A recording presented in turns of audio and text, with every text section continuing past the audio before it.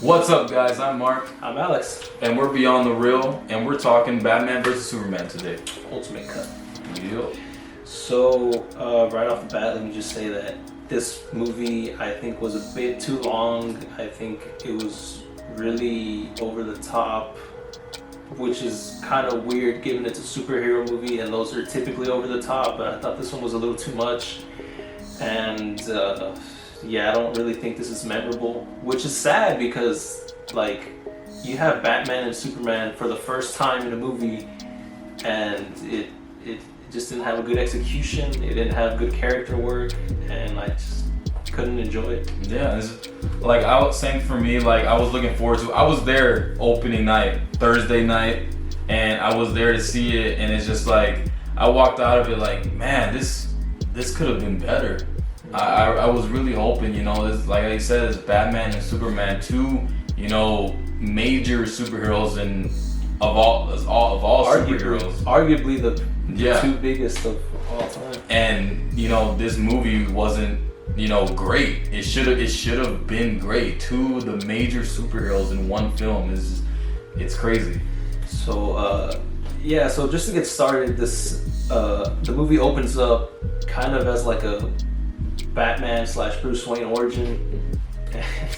Let me say that I think it's funny because it opens up with young Bruce Wayne at the funeral, and he runs away and he falls into a cave, and he's like lifted up by bats, and I don't know if it's meant to be serious, but I could not stop laughing because like he falls. Unless it's a dream. He falls into a pit, and then like the bat flies out, and you're like, oh crap! But it's like, it's Batman. And then like they make a circle, and like he starts to lift up, and he like throws his arms out, and like, oh my god. But yeah, I thought the opening credits were pretty cool because they serve as like the origin. Like you see his parents get shot and all that, and I thought it was pretty cool, but I don't know, I just didn't like it. I'm glad they gave we already see Batman's origin many times. Yeah. But at least this was a quick introduction because we didn't have a solo movie for him. So at least they gave us a quick introduction. And Lauren Cohan and Jeffrey Dean Morgan were Bruce and Martha. Thomas and Martha, sorry. And they were the Bruce's parents. Yeah. And just seeing that is cool. Just seeing them two in there, and just seeing a little origin. It doesn't hurt. Yeah. And then I also like how this immediately throws you into to see the conflict that Bruce is gonna have with Superman, because it opens up, which I thought was really, really good, when it kind of retracts to Man of Steel where Superman is fighting General Zod, but it gives you like this other perspective, and I thought that was really cool. Oh, excuse me. But yeah, you see Bruce like arriving in Metropolis, and he's running, and then he's like trying to get to the Wayne building, but I thought it was kind of dumb though, because like why were they all still in the building? Like, yeah. Were they just waiting for him to tell them to get out, or like you see all this stuff happening around? But that's a whole different discussion. But yeah, I thought it was cool, but if you really think about it, it's actually kind of dumb. Like the choices that are made in that scene. Just seeing it from Bruce's point of view, it's cool to see it. Like he said, it's perspective, and he's seeing it one way. Like, man, this alien is destroying our city. Yeah. Destroying the city. And he sees them as a threat from that moment on. It was a cool scene to see all of that. So after that, this movie, the next scene, I find that the opening is kind of messy because it jumps from the young Bruce Wayne origin into adult Bruce Wayne seeing the destruction, and then it cuts to these kids like finding kryptonite like in the ocean. Yeah. And then it jumps to somewhere in the Pacific Ocean, I think it says. Yeah. Somewhere in the Pacific it doesn't even give you like an actual place, it's just somewhere. And then it jumps to like Lois Lane in Africa, and it's basically the whole purpose of that is it's part of a plan to frame Superman And I don't know, I just thought that was dumb too, because part of the thing of Man of Steel is trying to show that Superman is like good and that he doesn't want to kill, but he shows up and immediately kills a guy. And then the whole plan there was to frame him for murder, to where like these guys like torch bodies, and then it's supposed to seem like he uses heat vision to incinerate them, but I mean, they could have easily done an autopsy on those bodies and see that they're full of bullets. Yeah. So I thought that was lame. Yeah, it just some those scenes there don't make sense within the story. I mean, if you really think about it, and it just could have been, you know, executed better than that. And then let me say that this and then like the next scene is just like Lois Lane in the bathtub, and she's like trying to hide because her journal got shot and the bullet stayed in there, the bullet casing stayed in there, and then she's like in the bathtub and just looking at it, you know, just thinking about it, and then Clark shows up, and then there's this weird exchange where he shows up and she's in the bathtub with like flowers, and then she starts to tell him about like how they're blaming him and how they're starting to have discussions about you know, like whether he follows the laws of the natural world or anything like that. And then there's just this weird dialogue where she's like, you know, the people in the news are talking about you, and then he's just like, I don't care. And then she immediately jumps to, what I'm trying to say is that I'm trying to say thank you for saving my life, but I don't see how that came from the people on the news are criticizing you. I don't know how she was trying to say thank you, but yeah, it's weird. That scene was just, it just felt off, and it didn't feel Supermanish, I guess. I feel like it was just thrown in there for, you know, a little, I guess, Henry Cavill action. Yeah. I mean, it seemed like, I guess. And then it immediately jumps into the introduction of Lex Luthor, who, in my opinion, wasn't a highlight. Yeah. And I don't know what they're trying to go for with that character, because he's so different from the Lex Luthor I'm used to, and I just don't get what they're going for. But I will say that I like the idea that he has that there's a thesis on metahumans that basically says that once one pops up, like you'll slowly start to see more pop out and appear over time. Yeah. And I thought that was a good idea, but I don't really think they expanded on it. Like the Lex, like how you said, like his character, it's weird, you know, and I'm glad it kind of mentions that he's the son of Lex Luthor. Yeah. And I mean, that could mean nothing, it could mean something, but you know, Jesse Eisenberg, I feel like he was casted wrong, and you know, his character, he's like a joke to me when I look at him on the screen. It's like a walking joke. That whole time through the whole film, I'm just watching him, you know, be not smart, which Lex Luthor is. Mm-hmm. Him, you know, being clueless. I don't know. I just feel like he doesn't know anything. He doesn't seem like Lex Luthor, and it just, that character, you know, just I don't like it within the film. And then he's a big part of the movie. Yeah. But I don't. It's so weird to me, because basically he's trying to frame Superman. So he wants to frame Superman because he wants to be able to weaponize kryptonite. Mm-hmm. But he's talking to a senator because he wants her permission to get the kryptonite imported so he could weaponize it.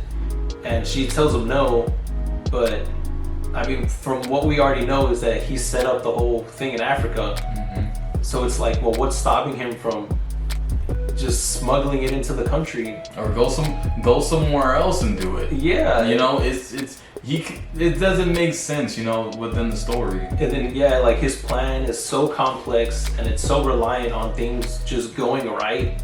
I think that it's just a little too convenient. Yeah. And I feel they should have found a different way to execute this plan. And maybe he did want to, stay there and use where the ship crashed or something like that. Something like that. Which he did. Mm-hmm. He did go and use where the ship crashed. But he still could have weaponized, kryptonite somewhere else if he really wanted to.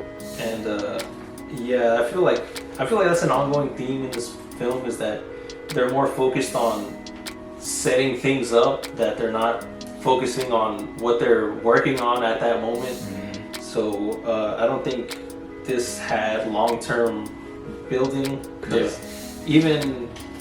there's never really an explanation as to why Lex Luthor knows that Bruce Wayne is Batman, or how he knows that Clark is Superman, and like his whole plan is to get them to fight and kill each other. But I feel like what's his name? The editor, the boss there. Oh, Perry Center. Yeah, like I feel like he knows more that Clark is Superman. Mm-hmm. He should know more, because Clark's never there. Yeah, you know what I mean? They've been making a point. Yeah, because I remember he's trying to get him to do something, and he's like, Clark, where is he? And then they're like, and he's just like looking around. He's like, where does he go? Like, and he even I know this is later in the film, but at the end too, where Lois tells him that she has to go. You know why? Oh, yeah. And it's just like, okay, well, I guess he knows Clark is Superman then. Mm-hmm. You know what I mean? It's just, yeah. But yeah, then like going back onto the fact that this is set up is the nightmare sequence that happens not too far from that point, to where it seems like it's trying to set up like a future movie, but I don't feel like it's enough to get you to really think about what's to come, because it feels like more of just like a dream to get Batman to really try to go to war, but like it could essentially just be that, a nightmare of like how he thinks Superman is dangerous.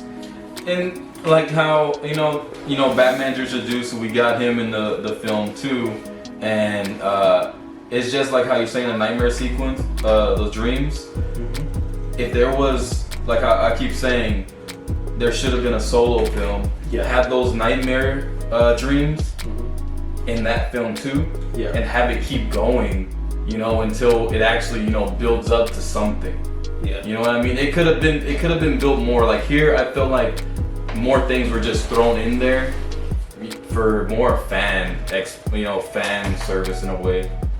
And yeah, like even going back to Lois, like her whole sub adventure, I thought was really ridiculous, and I wish that she would have had something else to do that would be more integral to the story, because her trying to find where this bullet came from, I guess that's how she connects everything back to Lex, but they could have found a different way to do that. Yeah, they could have found that out. Like her story is unnecessary in a way. You don't need all the scenes with her in Africa. You don't need any of those scenes. You really don't. And you could have just you probably could have put more of me meeting Lex, me meeting this Lex at least, and then maybe I could understand him more in the way he acts, more Batman, or even more Superman.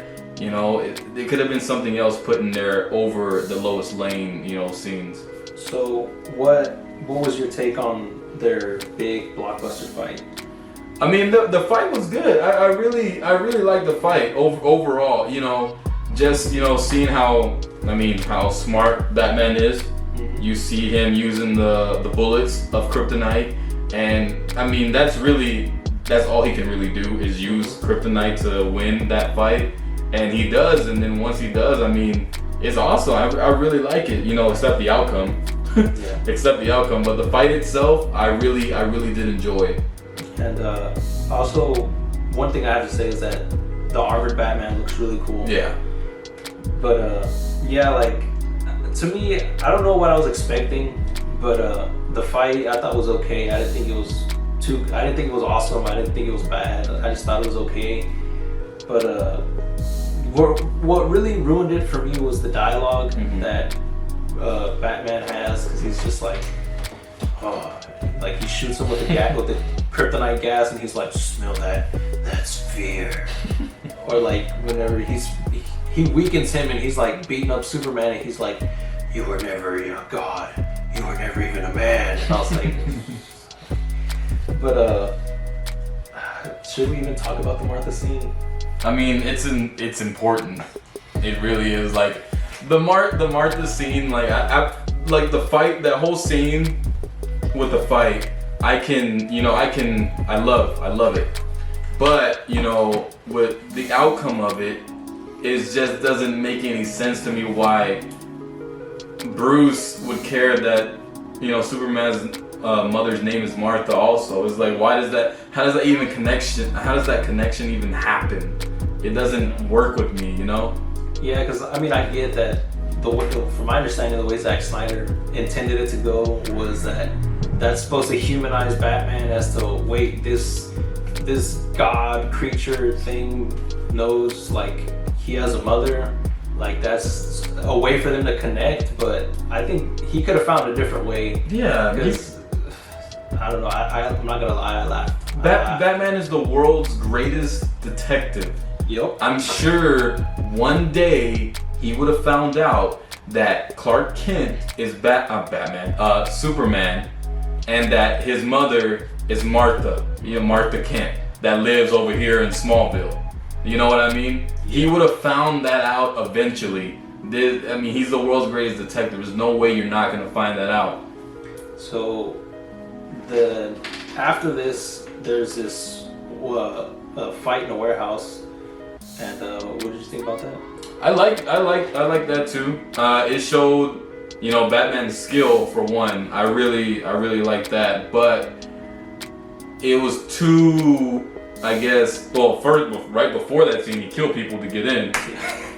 So I didn't like that. And in this scene, seeing Batman, work is awesome. But it's just, the Batman I know, he doesn't kill.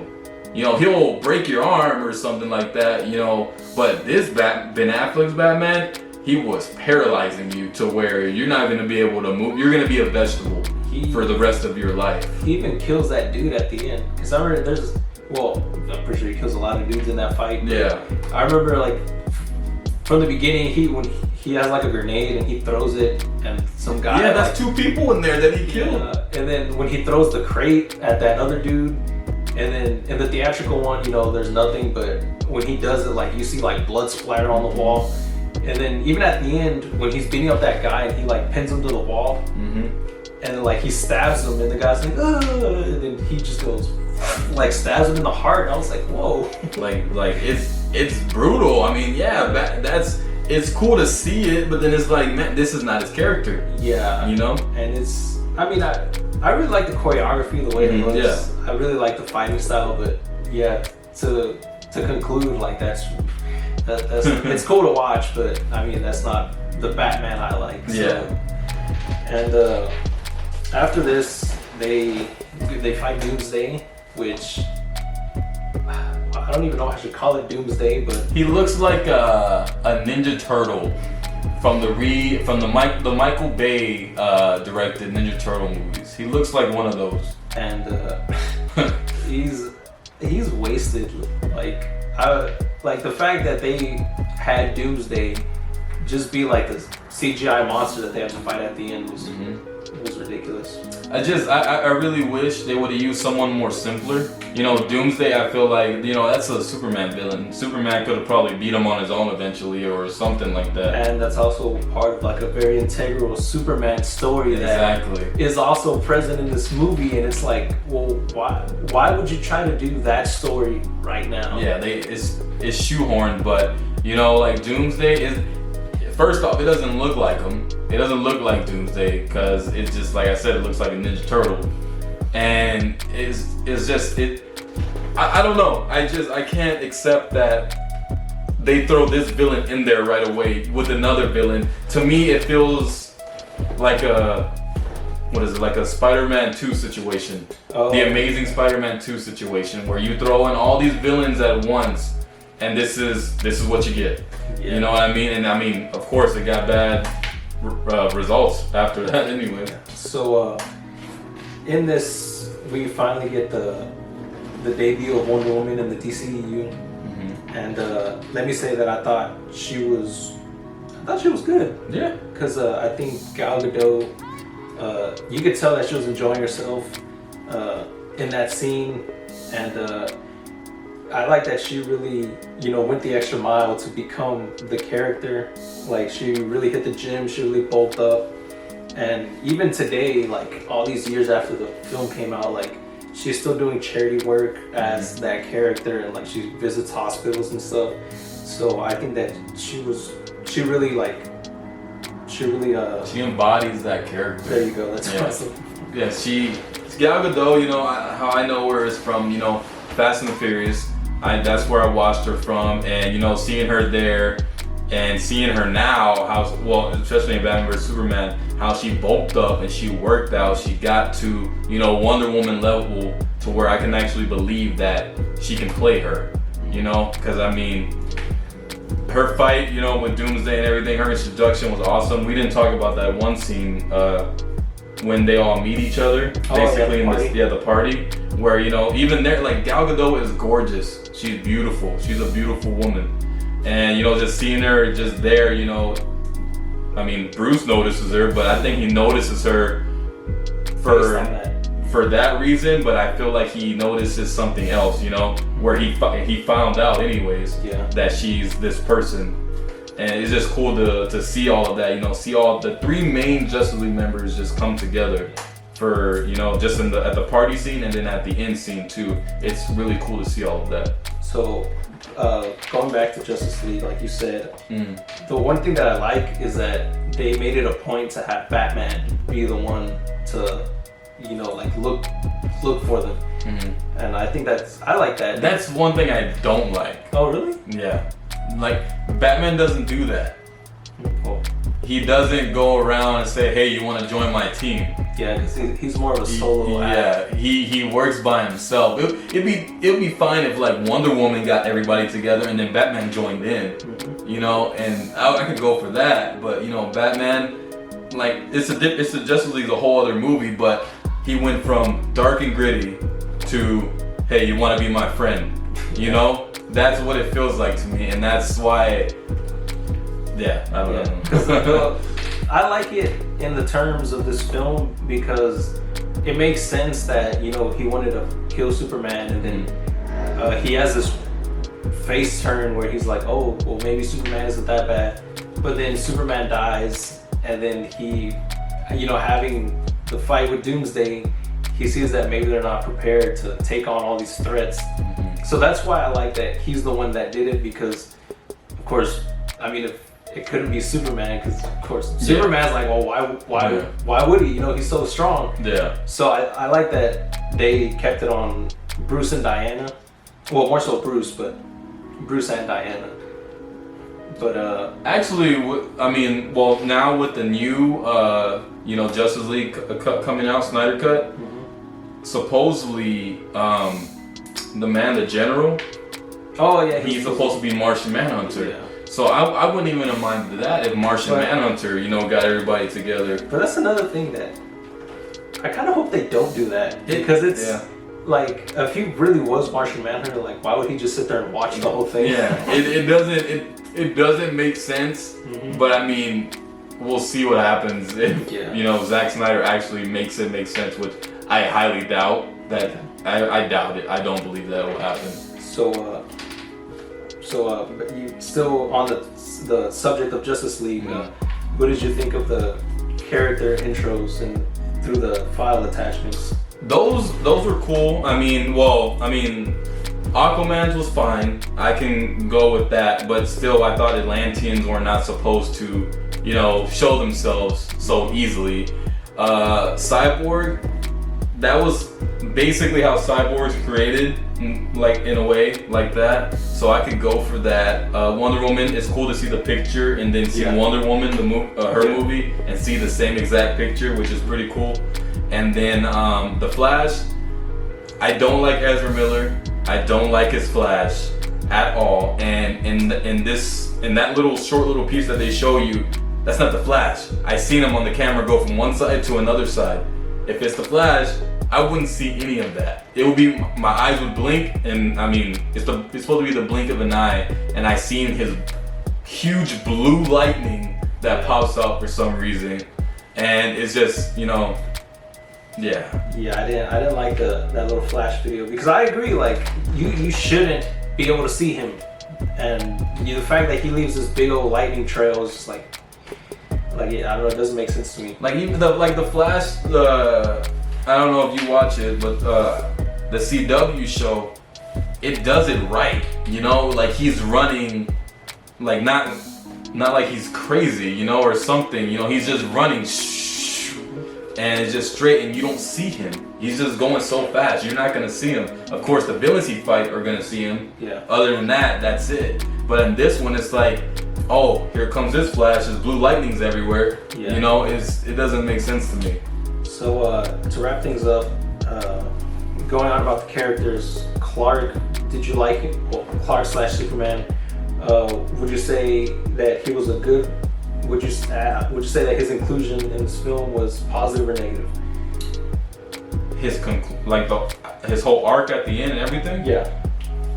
With that arc, no. Okay. Not at all. No. Would you say Batman was positive or negative? Oh man. I mean, at the beginning, yes. At the end, no. All right. What about Lois? No, not at all. Lex Luthor? No, not at all. All right. So me, I'm kind of the same way. I like Superman.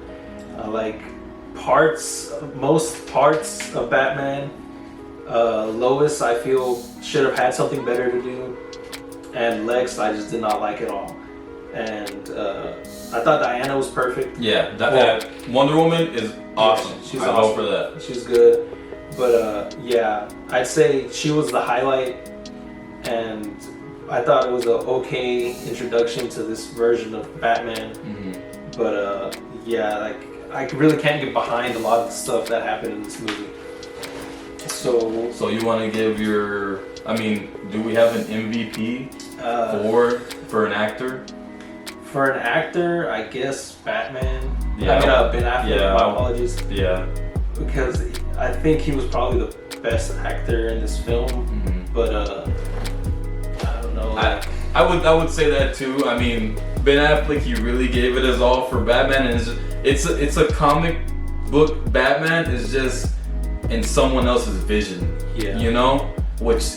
I mean, it's cool, but it's just, I wish they would have worked it out. But he is the best actor, I feel like, in this movie. What about as a character? The MVP for a character? I'd probably still give it to Bruce. Same thing, yeah. He played a good Bruce Wayne.